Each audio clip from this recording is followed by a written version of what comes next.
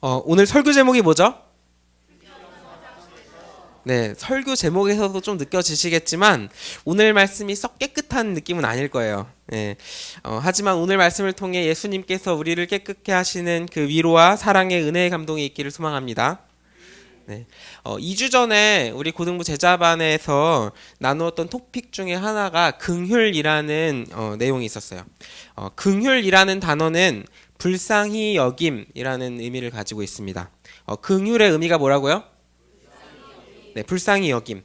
제자반에서 긍휼에 대해서 이야기를 하면서 어떻게 하면 긍휼에 대해서 좀 쉽게 이해할 수 있을까라고 예시를 고민하다가 생각한 게 화장실에 휴지가 없는 상황이 떠올랐어요. 여러분들 그런 일 없나요? 화장실에 너무 급해서 일단 일은 봤는데 막상 보니까 휴지가 없어요. 그런 경험 없어요? 있으세요? 어떻게 하셨어요? 그 물어보면 안 될 것 같아요. 예. 제가 화장실에 가면은 이게 굉장히 중요한 얘기거든요. 네. 제가 화장실에 가면 항상 하는 게 휴지가 있는지를 확인하는 습관이 있어요. 왜 이런 습관이 생겼을까요? 네, 저에게도 이런 경험이 있던 거겠죠. 어릴 때 화장실에 갔는데 휴지가 없었던 거예요. 그때가 아마 초등학생쯤이었던 것 같은데 휴대전화도 없던 상황이고 화장실에 아무도 오지 않는 시간대에 아무도 오지 않는 화장실이었어요. 제가 어떻게 했을까요? 이건 여러분들의 상상에 맡기고, 네. 이런 상황에 놓인 게 자신의 힘으로 해결할 수 있어요, 없어요? 없어요. 쉽게 해결할 수 없어요. 엄청 불쌍해요, 그죠? 불쌍히 여김, 긍휼이 필요한 사람이 여기에 있는 거예요. 네. 그러면 여러분들이 그런 상황에 있는 게 아니라, 만약 화장실에 휴지가 놓인 상황에 있는 사람을 발견한다면, 저는 그 상황이에요. 발견한다면, 그러면 여러분들은 과연 어떻게 하실 건가요? 불쌍히 여김, 긍휼이 필요한 사람에게 불쌍히 여기려면 어떻게 하면 좋을까? 한번 보면 좋겠는데 객관식으로 해볼까요? 한번 다음 넘겨주시겠어요? 자, 질문 한번 읽어주시겠어요? 시작. 만약 화장실에서 휴지가 없는 사람에게 그러면 어떻게 해야 할까요? 네, 나는 휴지가 있는 상황입니다. 지금. 지지난주에 제자반에서 실제로 이렇게 문답을 나누었는데 이제 나누었던 친구들의 한번 나눔을 한번 보겠습니다. 자, 1번. 네, 이기은이가 말했습니다. 비웃고 놀리면서 그냥 가겠습니다. 네, 라고 했어요. 네, 이게 우리 친구들이 장난이 많은 친구들이어가지고 참 재밌는 친구들이에요. 자, 두 번째. 성준이가 말했습니다. 물바가지를 준비해서 물을 떠주고 알아서 이렇게 잘 이렇게 해가지고 나오라. 예, 그쵸? 예, 나올 수 있도록 도와주는 거예요. 그쵸? 네, 자, 한우리가 말했습니다.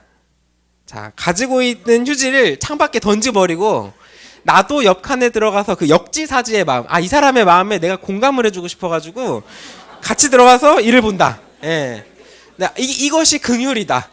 불쌍히 여기면 이것이다 라고 하는 거예요. 자, 마지막으로 재민이가 말했어요. 네, 가지고 있는 휴지가 없는 사람에게 줍니다. 네. 네, 우리 제자반 진짜 재밌습니다. 요즘에. 네. 어제도 한바탕 해가지고. 네. 긍휼한 마음을 가진 사람이라면 어떻게 하는 게 맞을까요? 네, 4번 재민이가 맞는 거. 정상적인 사람이라면 재민이가 이야기한 것처럼 하는 게 맞아요. 근데 그러면 자, 여러분들, 그렇다면 예수님께서는 1, 2, 3, 4번 중에 있다면 어떻게 해주실까요? 예수님도 재민이처럼 해주실까요? 이거 너무 그러시면 안 돼요. 네, 맞아요. 자, 이러면 안 되는데. 네, 사실은 우리들 한 명 한 명이 바로 휴지 없는 화장실에 갇혀 있는 사람들이에요. 우리는 죄라는 더러움을 깨끗하게 씻어내지 못하고 우리 스스로는 깨끗하게 하지 못하고 화장실을 나갈 수가 없어요. 우리는 죄라는 더러움에 묶여 있고 우리는 자유롭지 못하는 거예요. 그런데 휴지가 있으면 잠깐은 우리를 깨끗하게 하고 나갈 수 있을지도 몰라요. 휴지가 있으면 우리가 화장실 밖으로 나갈 수 있을 거예요. 근데 하지만 휴지로 아무리 닦아도 우리는 완전히 깨끗해지지는 못해요. 잠깐은 깨끗해지지만 우리 안에 더러움이 다시 나오고 우리는 다시 화장실에 가야 해요. 그리고 우리는 다시 화장실에 갇혀 있게 될 거예요. 그런데 죄에 묶여 있는 우리를 위해서 예수님께서 우리에게 찾아오셨어요.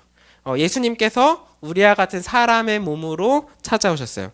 한월이가 생각하고 말한 것 같지는 않은데, 그리고 말씀하신 것처럼 3번의 이야기를 다시 생각해 보면 예수님이라면 아마 세 번째 한월이가 말한 것과 가장 가깝게 해주셨을 것 같아요. 한월이가 말한 것처럼 옆칸에 들어가셔서 똥을 싸신 거죠. 비유가 정확하진 않는데, 네.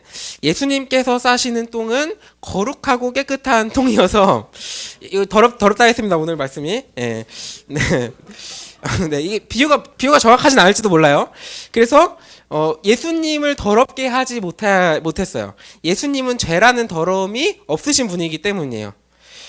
근데 예수님, 이게 맞는 말인 게, 예수님이 우리와 같은 인성을 가지고 이 땅에 오셨지만, 죄는 없으신 분이시고 더러움은 없으신 분이기 때문에 뭐 딱히 틀리진 않아요.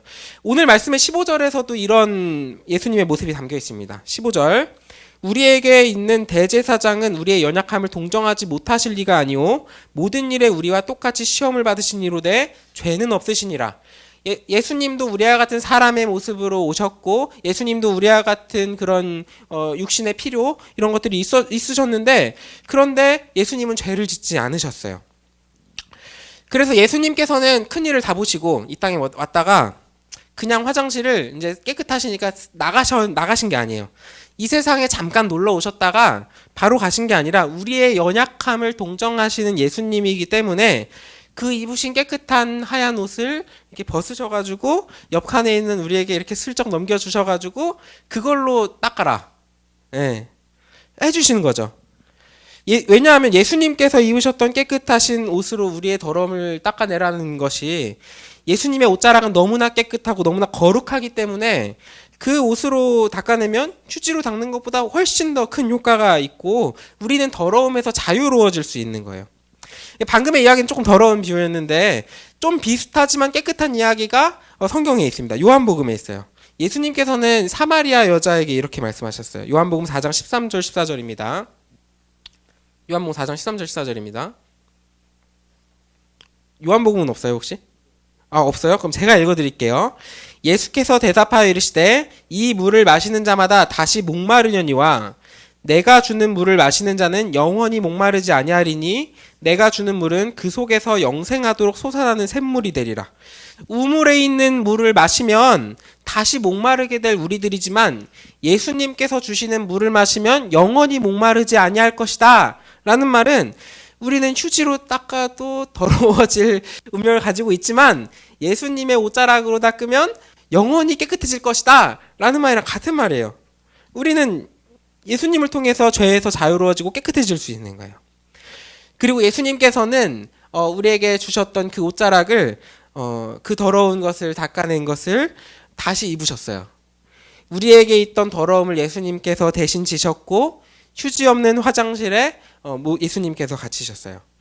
하지만 예수님께서는 이 땅에 오신 살아계신 하나님이시기 때문에 그 더러움 가운데에서도 3일 만에 다시 부활하셔서 화장실 문을 박차고 나오실 수 있었어요.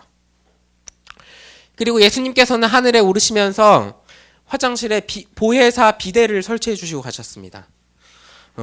그리고 우리는 이제 우리가 더러워질 때마다 휴지 없는 화장실에서 발을 계속 동동 구르는 게 아니라 도움을 기다리고 있지 않아도 되게 되었어요.